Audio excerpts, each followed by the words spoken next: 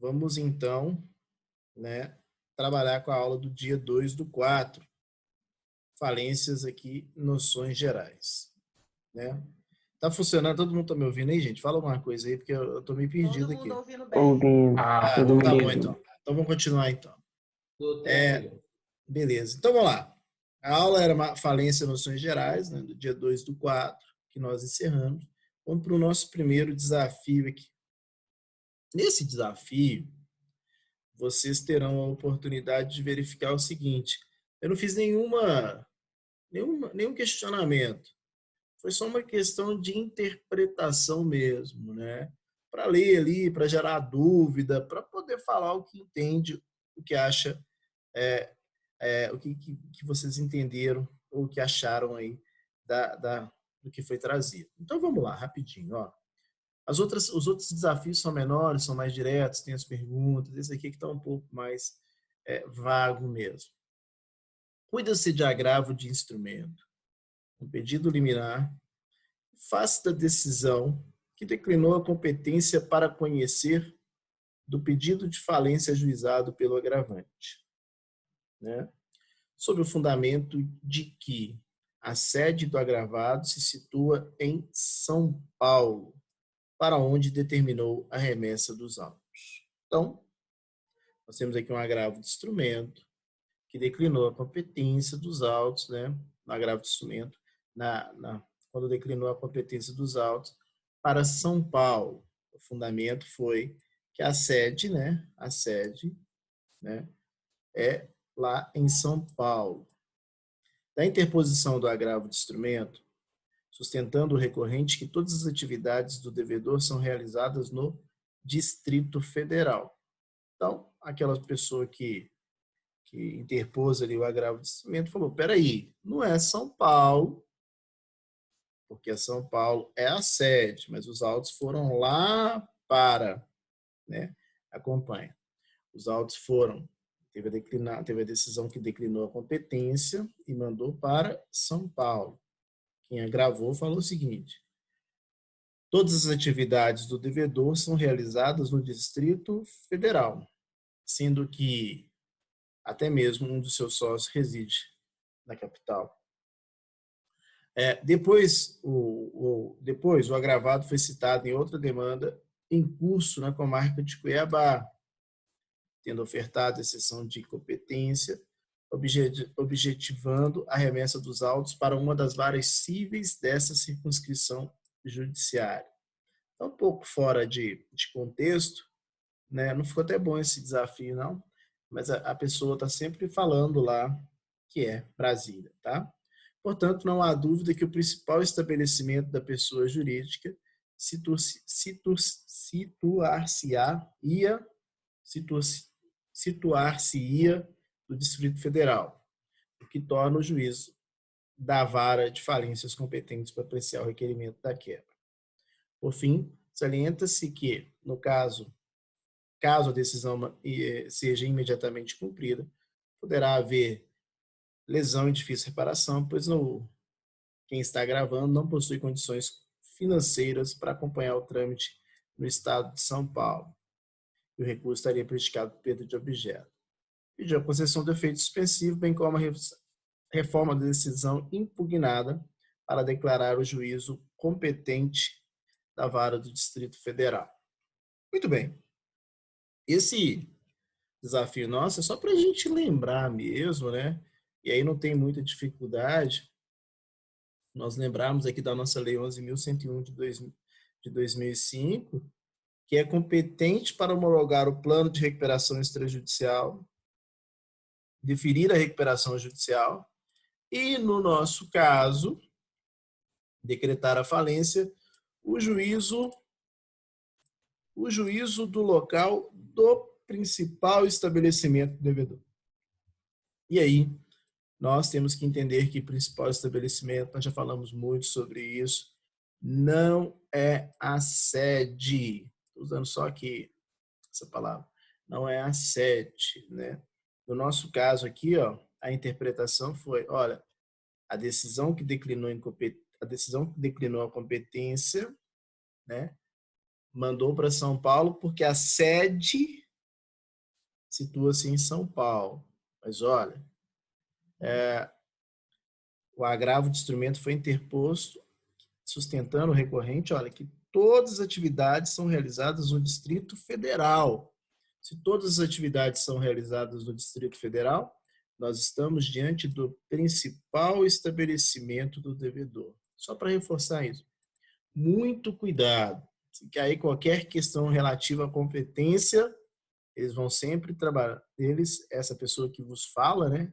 Ou em qualquer outro concurso eles vão tentar sempre que você for realizar ou prova, vão tentar sempre lhe confundir, né? Manejando aí para a sede, mas na realidade é o principal estabelecimento do devedor. E para reforçar essa ideia do que é o principal estabelecimento do devedor, onde as atividades são realizadas. Tranquilo?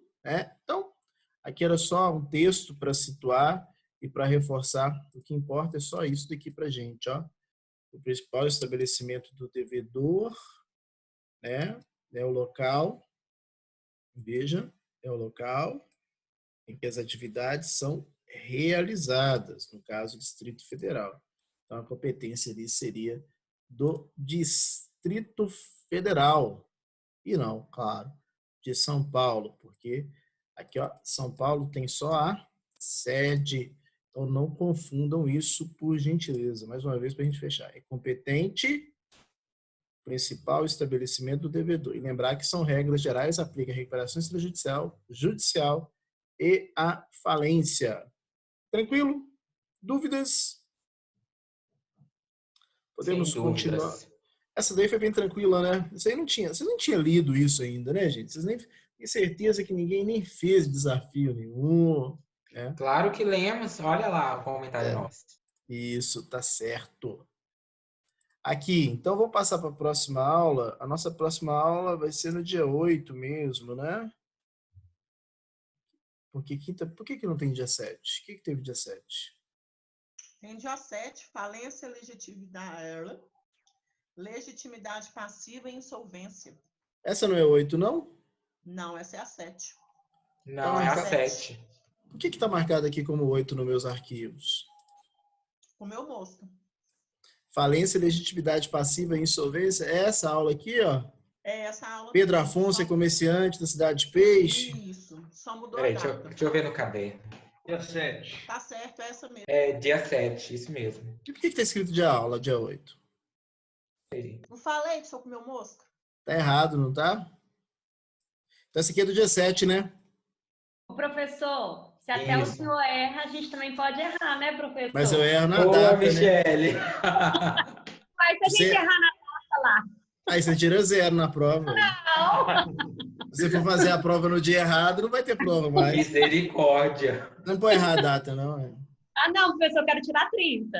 Vai, com certeza. Então essa é do dia 7/5, né? Não, dia 7/5, tem nada de 7/5. Ah, depois eu vou ter que consertar meu negócio aqui, ó. E cadê minha aula É do dia 7 de 8? abril. Professor, é naquela aula mesmo, só mudou o dia. Pega a data do dia 8, tá certo. Não, tudo bem, mas o que acontece? Eu não tenho a aula do dia 8, então eu salvei em cima da aula, entendeu? Ah, tá.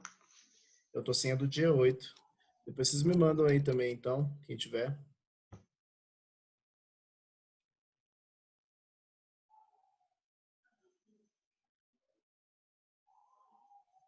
Muito bom. Ó, então vamos lá. Essa aqui é do... Mas enfim, né? Essa aqui é do dia 8, não é isso? Falência, legitimidade passiva e insolvência, não é isso?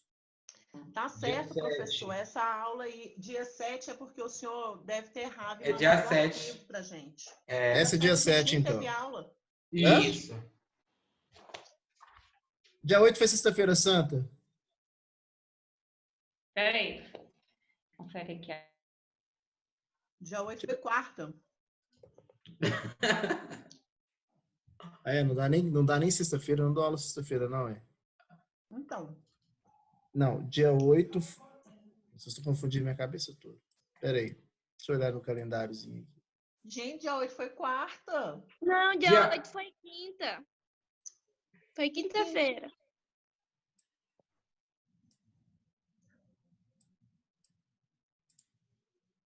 Dia 8, quarta, gente. Dia 8 de abril, quarta. Um ponto extra aí pra mim. Ah, então não tem aula dia 7, não, uai. Vocês estão confundindo minha cabeça à toa? A gente não tem aula dia 7, não, uai. Terça-feira não tem aula, não. Mas o senhor postou no sistema como a aula do dia 7. Eu imprimi a aula do dia 7. Então, Aí depois desculpa. o senhor consertou.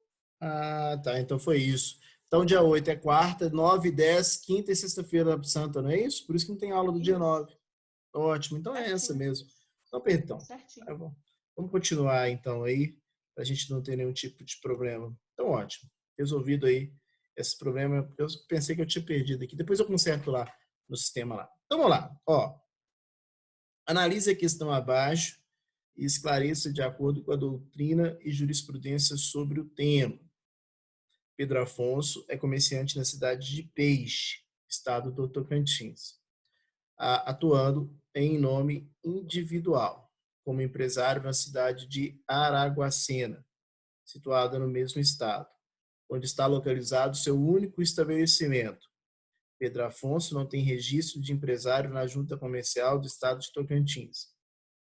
Bernardo é credor de Pedro Afonso pela quantia de R$66 mil, constanciada em um documento particular assinado pelo devedor e por 2 testemunhas. Então, vamos voltar aqui rapidinho. Ó, tem algumas informações. A primeira delas, ó, quero reputar aqui que é bem importante. Pedro Afonso, é comerciante, empresário, portanto, né? No estado de Tocantins, atuando em nome individual. Ele é empresário individual. E aí reforça a ideia. Como empresário na cidade de Araguacena, situada no mesmo estado, onde está localizado seu único estabelecimento. Pedro Afonso não tem registro na Junta Comercial no estado de Tocantins. Então, Pedro Afonso é um empresário individual, exerce sua atividade toda de forma irregular. É comerciante na cidade de Peixe, né? Mas também atua como empresário individual em Araguacena, outra cidade aí também, lá do estado de Tocantins. Então, informações importantes. Bernardo é credor de Pedro Afonso pela quantia de R$66 mil, constanciada em documento particular assinado pelo devedor e por 2 testemunhas. Um documento assinado pelo devedor e 2 testemunhas é título executivo extrajudicial. Pode ser aí também um documento de representação de dívida.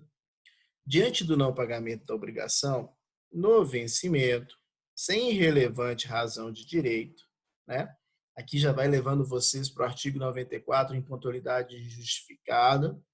O credor requereu a falência de Pedro Afonso, tendo instruído a petição com título, que ele possui, documento lá com 2 testemunhas, e o instrumento de protesto para fins falimentar ou fim falimentar. Então, né, vamos lá na nossa lei, no artigo 94 aqui rapidinho.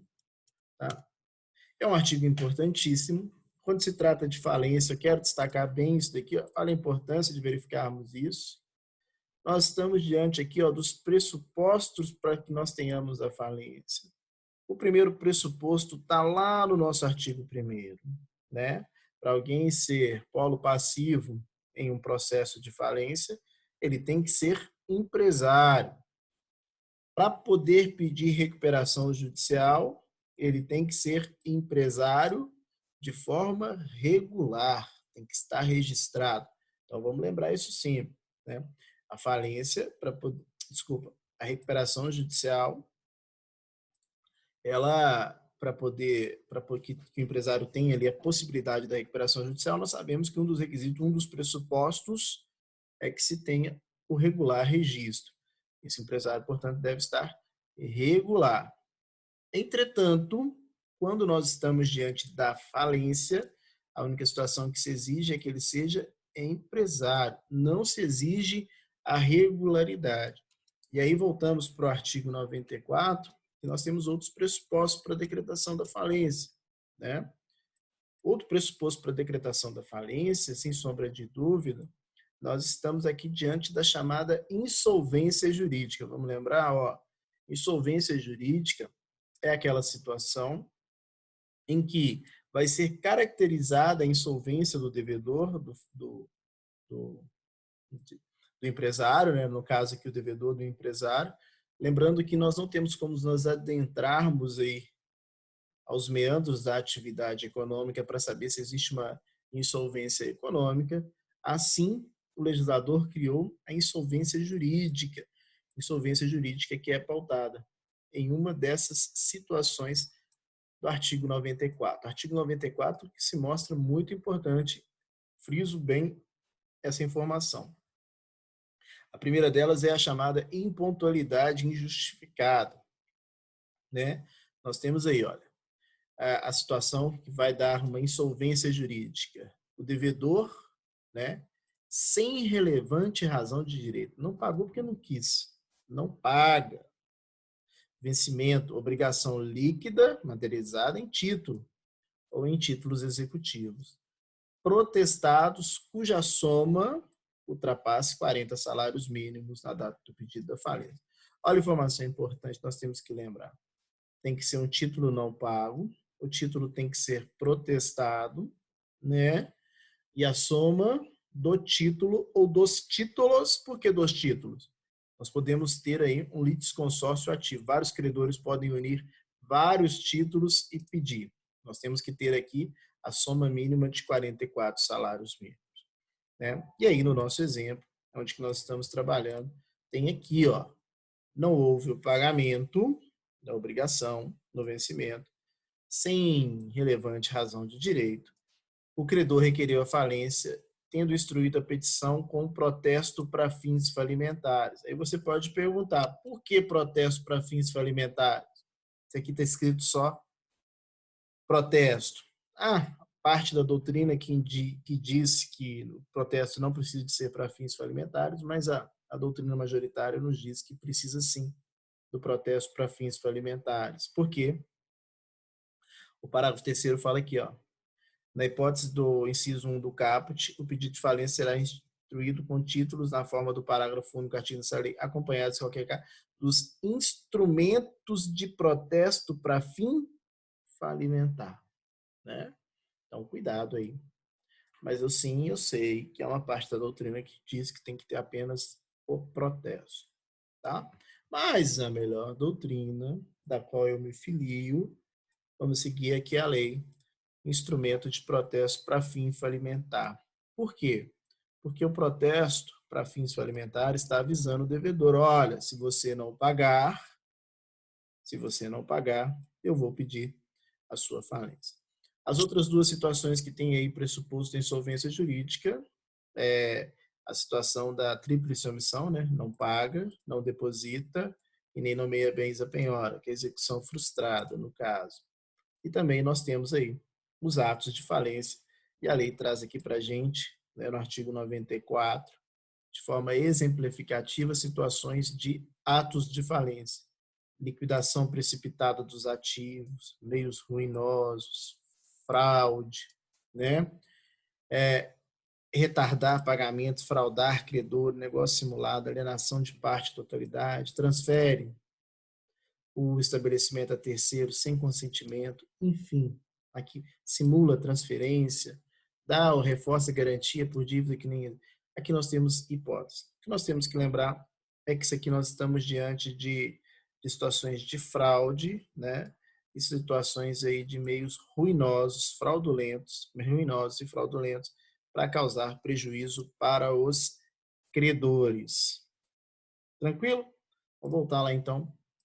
Aí deu para dar uma lembrada boa dos nossos pressupostos. O primeiro, nós temos aí o primeiro pressuposto tem que ser empresário.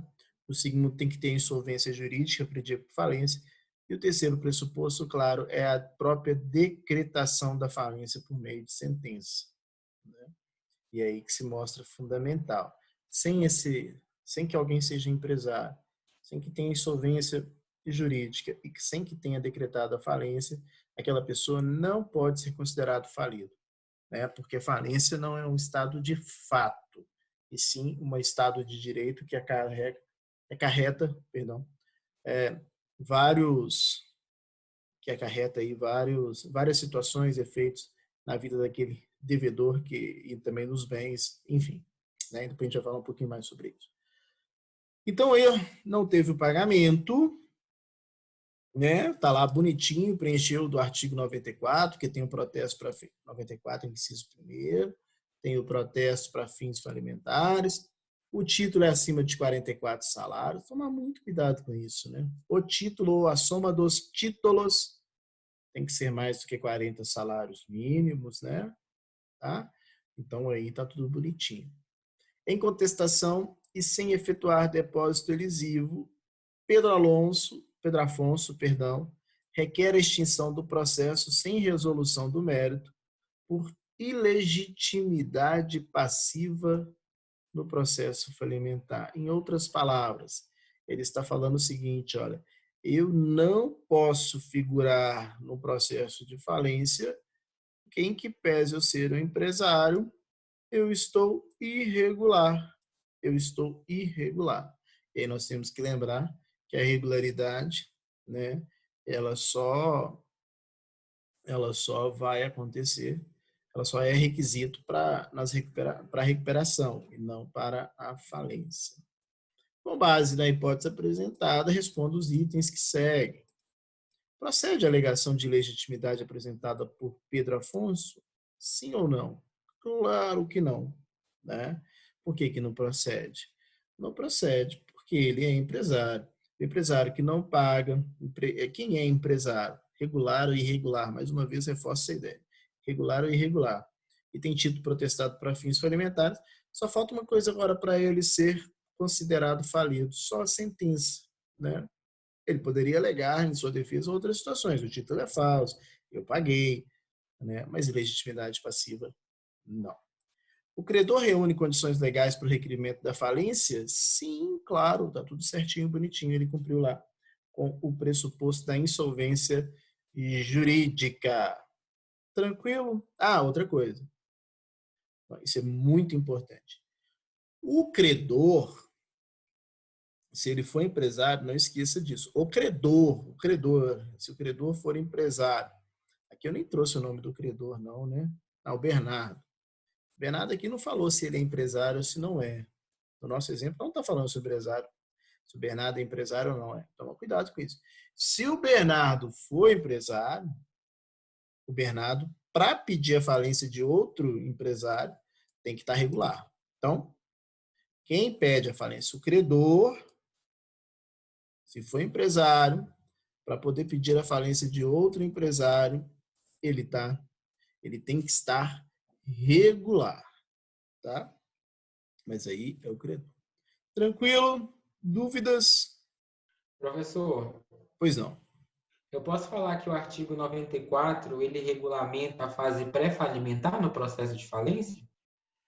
Como assim ele regulamenta? Eu não entendi o regulamento. Como assim? Ele é um É requisito porque legal.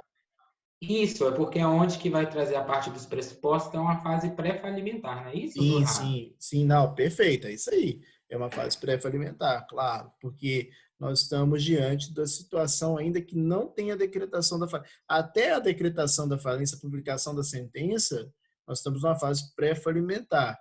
Após essa decretação da falência, nós começamos na fase falimentar. É uma fase, toda falimentar é mais importante, Ah, né? entendi. O artigo 94 são os pressupostos legais, né? A insolvência jurídica é o fundamento legal para se pedir a falência de alguém, né? É o coração da nossa lei. Tranquilo? Beleza, tranquilo. Podemos passar para a próxima? Alguém tem alguma dúvida, por gentileza? Não? Então vamos para a próxima. Próxima nossa aqui, que vai ser do dia 15. Confere, é isso mesmo? Aula do Isso. dia 15. Decretação da falência, recuperação judicial. É a convolução da falência na recuperação judicial, né? Bem importante também. Vamos lá, o nosso desafio aqui. Eu só estou usando o mesmo texto por causa da preguiça mesmo, tá, gente? Na hora de fazer. Mas é diferente. Lá embaixo muda alguma coisa. Então, se você tiver na sua prova, tiver o Pedro Afonso, comerciante na cidade de Peixe, não vai achando que é a mesma coisa, não, porque vai estar diferente, viu? Cuidado, pelo amor de Deus. Eu tenho mania de pegar os enunciados e mudar só algumas coisinhas para poder facilitar a minha vida. E isso acaba cometendo um monte de errinho de digitação, os negócios, eu tenho que me penitenciar. Vou tomar um cuidado maior. Então vamos lá, ó. Pedro Afonso é comerciante da cidade de Peixe, estado de Tocantins, atuando em nome individual como empresário na cidade de Araguacema, situado no estado, no mesmo estado de Tocantins, onde está localizado seu único estabelecimento. Pedro Afonso, agora mudou, né? Ó, Pedro Afonso agora está certinho. Está regularmente registrado na Junta Comercial do Estado de Tocantins há 5 anos, período em que exerce a sua atividade empresária. Pedro Afonso está passando por crise econômica e financeira e pediu recuperação judicial. Olha, mudou um pouquinho agora. Nós estamos diante de uma recuperação judicial. E a informação que nós temos aqui, que ele está passando por uma crise econômica e financeira e pediu. Aí agora vem uma informação importante. Sabe-se que a recuperação judicial foi processada e concedida pelo juízo do principal estabelecimento. Então, aqui, veja, nós estamos numa recuperação judicial, né? Já houve a fase ali do processamento, da recuperação. Ali nós já tivemos impugnação ou não ao plano, nós já tivemos a assembleia, os credores concordaram, né? Aí não sei se teve assembleia, mas não importa, para o nosso caso aqui não importa, porque o que eu disse, olha, a recuperação já foi processada e já foi concedida, são atos diferentes, né? Pelo juízo do principal. A sentença de concessão da recuperação judicial, começou a valer a recuperação judicial, foi publicada, no dia 15/4/2017. Então, a sentença foi publicada lá no dia 15/4/2017. Sabe-se que a sentença de encerramento do processo de recuperação judicial foi publicada no dia 17/9/2019. Olha, voltando aqui, lá naquela aulinha que tivemos ontem também. Então, veja, ó, nós temos a sentença que concede a recuperação, 15/4. Passados mais de 2 anos, houve o pagamento, não houve descumprimento da recuperação judicial. Por que eu posso afirmar que houve o pagamento e não houve o descumprimento da recuperação judicial? Por essa informação aqui, ó. A sentença de encerramento do processo de recuperação foi publicada no dia 17/9/2019. Então, nesse período de 2 anos, 24 meses, não houve descumprimento da recuperação. Bernardo era credor de Pedro Afonso, na quantia de 66 mil por meio da nota promissória. Os credores quirografários aceitaram o desconto de 50% no débito e o parcelamento em 48 vezes. Então, olha, se o Bernardo era credor por meio de uma nota promissória de 66 mil, ele estava dentro dessa parcela aqui, ó, credor quirografário, porque nota promissória, ó, nota promissória, né? Nota promissória aqui o Bernardo é um credor quirografário, nota promissória é quirografário. Os credores quirografários aceitaram o desconto de 50%. Então, o Bernardo aceitou o desconto de 50%. E o parcelamento em quanto? 24 parcelas. Sabe que foram pagas 24 parcelas ao Bernardo. Por que foram pagas 24 parcelas ao Bernardo? Eu estou te forçando para você ver isso. Ó. Porque justamente para dar aqui os 2 anos. Bonitinho, mais de 2 anos. Então, não houve descumprimento dentro. Com base na hipótese apresentada, respondo os seguintes itens. Bernardo pode pedir a falência do Pedro Afonso? Aí vamos com calma aqui, porque faltou informaçãozinha boa aqui para vocês. Ou, não é que faltou, mas é para a gente pensar melhor, para poder explicar melhor o nosso exemplo. Se foram pagas 24 parcelas, subentende, mas na sua prova eu não vou deixar subentender, eu vou falar que houve inadimplemento, tá? Que as outras parcelas não foram pagas. E com base nisso, então eu vou imaginar, ó, imaginemos que só foram pagas 24 parcelas, ok? Então, existem 24 parcelas ainda para serem pagas. A pergunta é, o Bernardo pode pedir a falência do Pedro Afonso? Pode. Pode. Não tem problema nenhum. Ele pode pedir a falência, né? Agora, o que não vai acontecer é a falência automática. Lembra da aula de ontem? E por que não acontece a falência automática? Porque já tem a sentença de encerramento, né?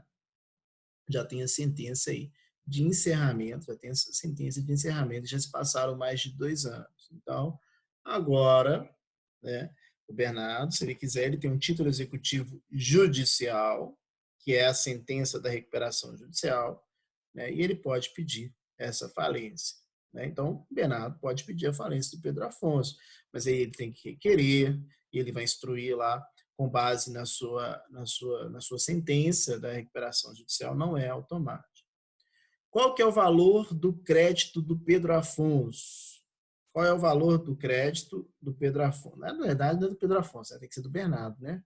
Qual que é o valor do crédito aqui que o Bernardo tem ainda para cobrar do Pedro Afonso? Então, está errado aqui, depois tem que conferir, corrigir isso aqui lá também no texto, tá?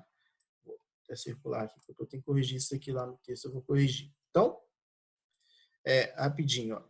Qual que é o valor do crédito de Bernardo? Então, entenda aí, qual que é o valor de crédito que o Bernardo tem perante Pedro Afonso? Serão ainda 24 parcelas. Mas lembrem-se sempre que teve um desconto de quê? 50%. Por que teve esse desconto de 50% aqui? E por que não operou-se a inovação e agora tem que aplicar o desconto? Porque justamente, ó, vamos lembrar? Quando passa, esse trem fica na tela, né? Eu tenho que voltar aqui. Quando passa 2 anos, então vamos entender que quando passa aí 2 anos, né, nós temos que opera-se a novação. Então, quando passa-se 2 anos, opera-se a novação, tá? Então, agora ele está direito de cobrar 24 parcelas, mas do jeito que está aqui. Se fosse antes dos 2 anos, aí não teria a novação. Tranquilo? Dúvidas? Nesse caso, ele só vai poder cobrar as 24 parcelas, né? Só vai poder cobrar as 24 parcelas. Isso, perfeito. E além disso, Acontece a inovação. acontece, ele vai cobrar 24 parcelas, só 30%, só 50%, perdão, só 50% aqui das 24 Dessas parcelas. 24. Isso. Porque 24 já foram pagas, então pode cobrar, né? E não volta 100% não, porque foi depois de 2 anos. Tranquilo? Deixa eu fazer uma marquinha aqui, depois eu tenho que ver isso aqui. Tranquilo? Tranquilo. Então tá bom. Vamos seguir então. Qual que é a próxima aula nossa aí? Dia 16. Dia 16. Vamos lá. Vamos falar sobre decretação da falência, autofalência, né? Analise a questão abaixo e esclareça de acordo com a doutrina e jurisprudência sobre o tema. Belo Sol Comércio Limitada é uma atividade empresária na cidade de Peixe, estado de Tocantins, situada no mesmo estado, onde está localizado seu único estabelecimento. Belo Sol Comércio Limitada está regularmente registrada na Junta Comercial do Estado de Tocantins por 5 anos, período em que exerce a sua atividade empresária. Então, Belo Sol é uma atividade empresária. Primeira informação importante, aplica-se, já está escrito que é empresário, acabou o nosso problema. Aplica a lei de falência. Pode ser falência, pode ser recuperação, enfim, vamos ver, né? O único estabelecimento está lá em Peixe, então o juízo competente é Peixe, da cidade de Peixe. Por quê? Porque é o único estabelecimento. Se tivesse mais de um estabelecimento, nós temos que verificar aonde que é localizado, aonde que tem, onde que ele exerce as principais atividades, né? Está registrado na Junta Comercial há 5 anos, período que exerce atividade, significa dizer que a atividade é regular. E sendo aí uma atividade regular, pode-se impedir recuperação judicial, se for o caso. Belo Sol Comércio está passando por crise econômica e financeira em face do Covid-19. Sabe-se que Belo Sol Comércio sempre realizou atividade regular e no curso da atividade econômica não foi praticado pelos sócios administradores quaisquer atos que deem ensejo a desconsideração da personalidade jurídica. Olha a informação importante, ó. Não há que se falar em responsabilidade dos sócios. Eu já estou trazendo essa informação para você. A atividade é regular, não foi praticado pelos sócios administradores atos que deem ensejo a desconsideração da personalidade jurídica. Então, não há que se falar em desconsideração. Então, quem vai ser responsável, eventualmente, será Belo Sol, porque é ela que é o empresário. Né? Ótimo. Belo Sol Comércio, por meio de seu representante legal, quer encerrar sua atividade. Contudo, não consegue pagar todos os seus credores. Você foi procurado pelos representantes da Belo Sol Comércio e que lhe indagaram qual é a melhor forma de extinguir a atividade, pois estão com receios e devem ter mesmo medo, devem ter receio do patrimônio do sócio ser afetado. Tranquilo? Então veja, o que tem mais de importante aqui é para poder pegar o cerne ou o coração do Instituto da Autofalência, né? Lá na nossa lei, na lei 11.101 de 2005, nós temos que a falência, ela não é um direito. A falência é um dever, né? A falência, ela vai promover o afastamento do devedor, tá? E a falência tem como intuito preservar e otimizar a utilização produtiva dos bens ativos e dos recursos produtivos, inclusive os recursos intangíveis. Então, a falência, ela promove o afastamento, né, do devedor. A falência é tirar o devedor da gestão dos bens. A falência, veja, eu quero destacar isso aqui bem mesmo. Ó. Quando nós estamos falando em falência, nós temos que entender que o devedor ele continua a existir. Por que ele continua? A falência não acaba com o devedor, continua tendo CNPJ, continua tendo pessoa jurídica, o devedor continua. Se for uma pessoa natural, ele não vai morrer, ninguém vai dar um tiro nele, ele continua existindo, né? No caso de empresário individual. Porque, olha, a falência é o quê? Afastar o devedor das suas atividades. Afastar por quê? Porque aquele devedor é incompetente, não conseguiu gerir bem aqueles bens. Quando ela afasta o devedor das atividades, a falência visa preservar e otimizar os bens, ou seja, os ativos, os recursos daquela atividade de empresa, né?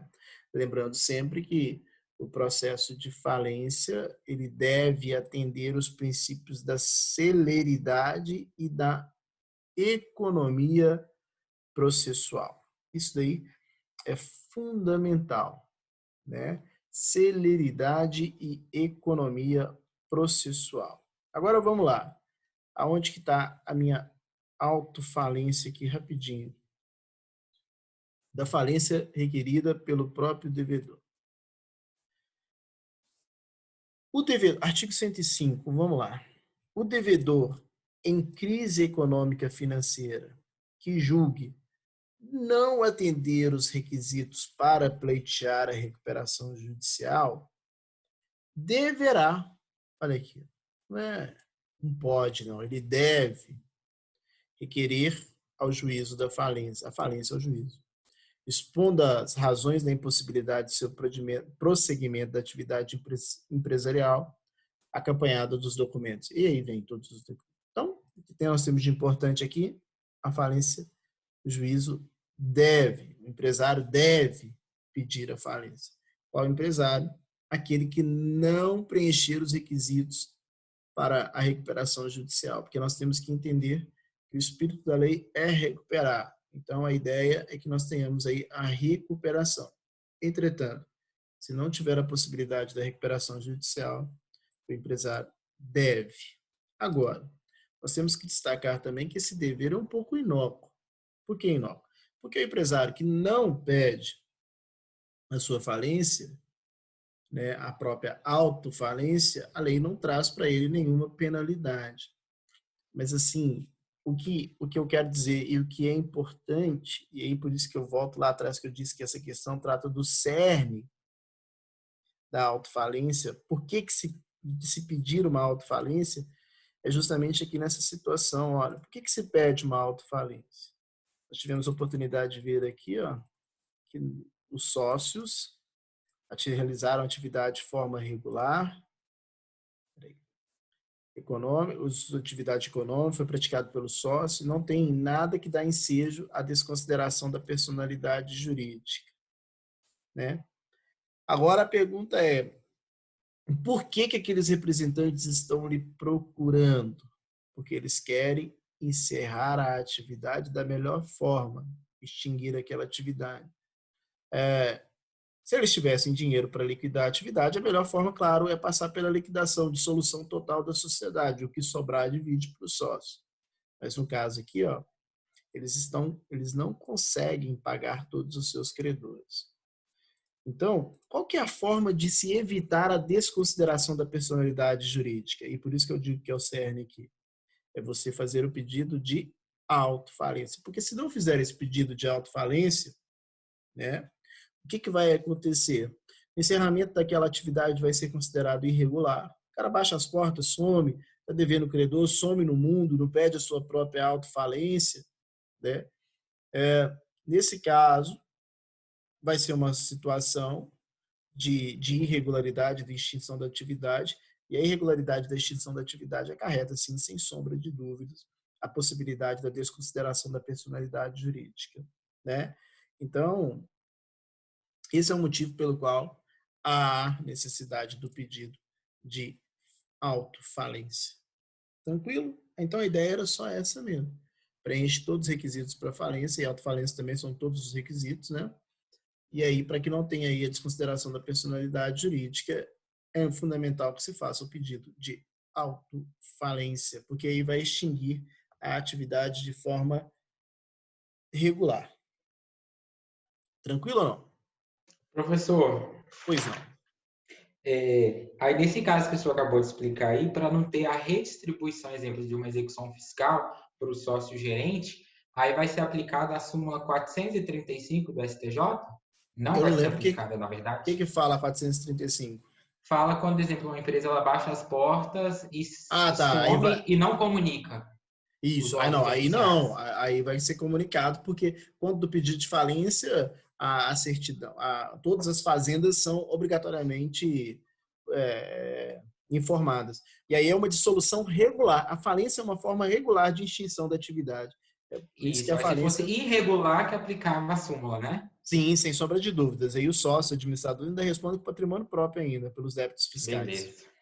Porque aí Falou. vai desconsiderar, vai ser a mesma coisa, entendeu? Uhum. Entendi. O que mais? Mais dúvidas?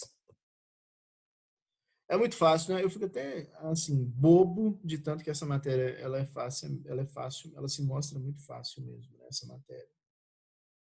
Não é? Eu ia falar, não vai retrucar nada não, André? Não, hoje eu tô quietinha, chega de chorar.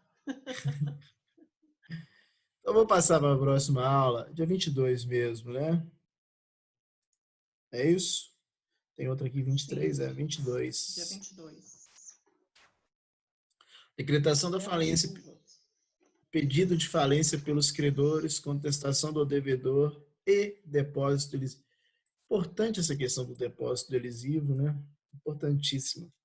Assim, essa é uma aula também que é importantíssima, né? Contestar as formas de defesa na falência.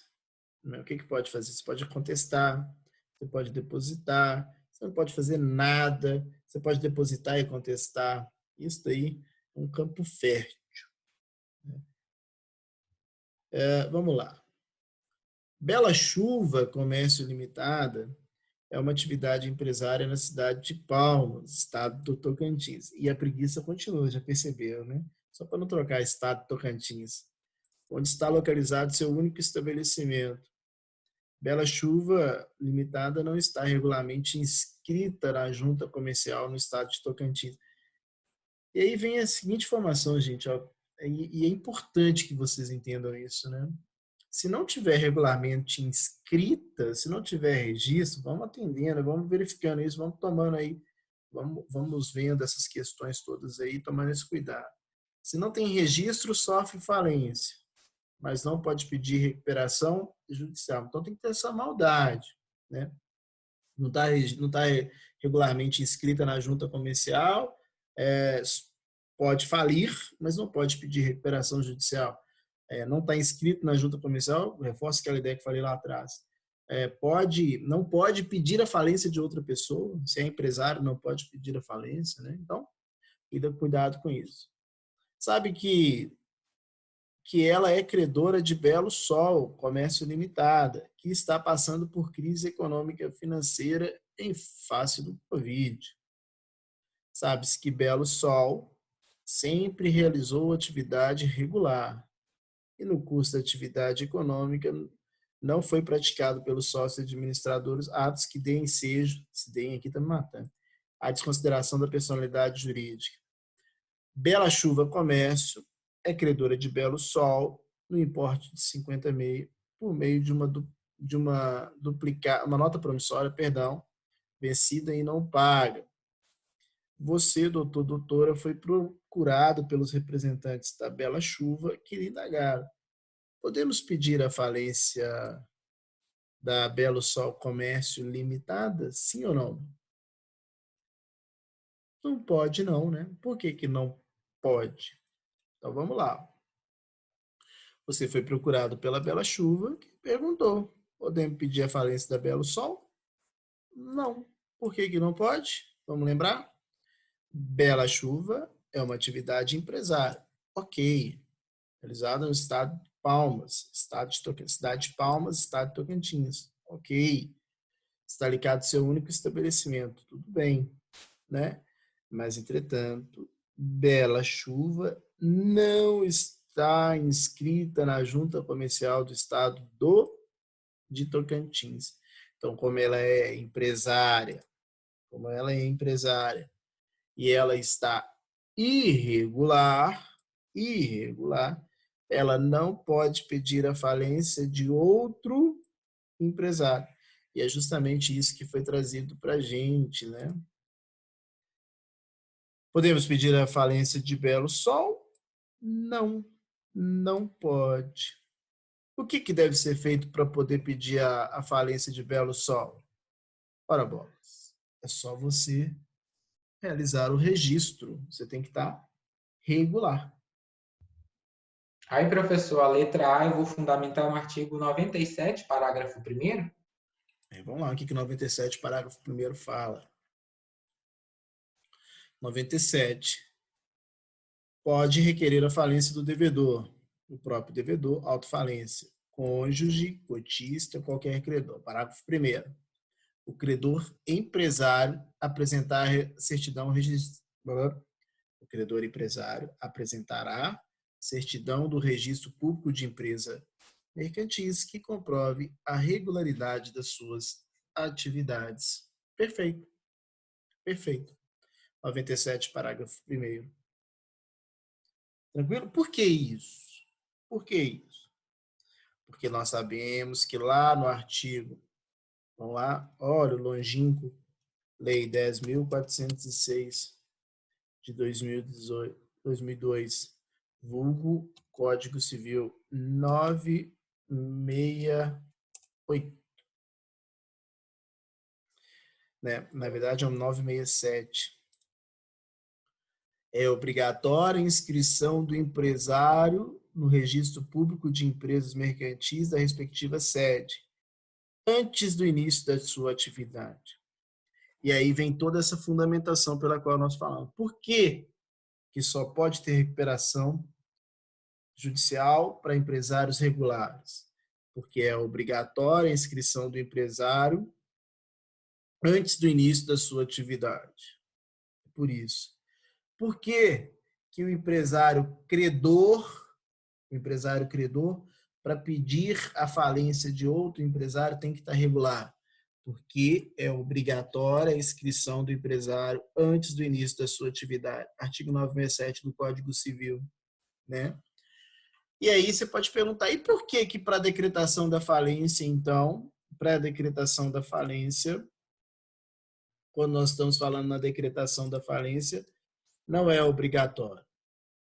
Porque a decretação da falência, o devedor sendo polo passivo aí que vai sofrer a falência, vai causar um maior prejuízo para ele, o devedor. Imaginemos que seja uma sociedade empresária em que há ali, né, uma limitação da responsabilidade. Se ele está irregular, nós sabemos que o efeito da falência vai atingir também os sócios, vai aumentar aí o leque, né? É uma penalidade, por isso que ele fala irregular e não pode pedir, né, para obrigar que esteja aí regular. Tranquilo ou não? Essa daí podia cair na prova, né? Bem fácil, não é? Essa é boa, pode pôr na Pode prova. cair. É fácil, né? Essa é fácil. Vamos lá. Aula do dia 23/4. Vou continuar aqui. Do 23/4. Sentença de procedência e improcedência do pedido de falência. Vamos lá. O desafio. Analise a questão abaixo e esclareça de acordo com a doutrina e jurisprudência sobre o tema. Antes da decretação da falência da sociedade Talismã e Sondolândia Limitada, foi ajuizada ação de execução por título extrajudicial por Frigorífico Rio Sono Limitada, que está enquadrada como empresa de pequeno porte. Então, antes da decretação da falência pela Talismã, foi ajuizada uma ação de execução por título extrajudicial pelo Frigorífico Rio Sono. O Frigorífico Rio Sono estava cobrando a Talismã uma quantia, cobrando por meio de uma execução, não é uma ação de cobrança, é uma execução de título extrajudicial. A sentença de decretação da falência foi publicada no Diário Oficial, bem como em jornal de grande circulação. Então, coitado, Frigorífico Rio Sono estava cobrando da Talismã e foi surpreendido que a Talismã faliu, porque tem uma sentença decretando a falência no Diário Oficial, no jornal de grande circulação em relação aí à Talismã. E é só isso o enunciado, né? O que deve fazer o advogado da exequente ao tomar advogado da Frigorífico Rio Sono Limitado, ao tomar ciência da decisão, o que ele deverá realizar nos autos da execução extrajudicial? Né? O que ao tomar ciência, o que o advogado da exequente ao tomar ciência da decisão deverá realizar nos autos da execução do título extrajudicial? Ele deve comunicar ao juízo da execução falando que aquele processo deve ser enviado lá para o juízo da falência, é o chamado juízo universal da falência, o juízo que vai atrair todas as ações e execuções promovidas contra o devedor falido, excetuando-se, claro, aquelas ações e execuções que tratarem de quantias ilíquidas, juízo universal da falência. Está lá no início da nossa lei, olha o quanto é importante.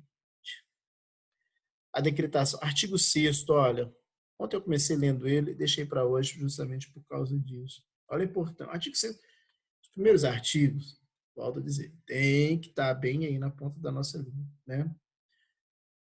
A decretação da falência, no nosso caso, qual o deferimento do processamento da recuperação judicial?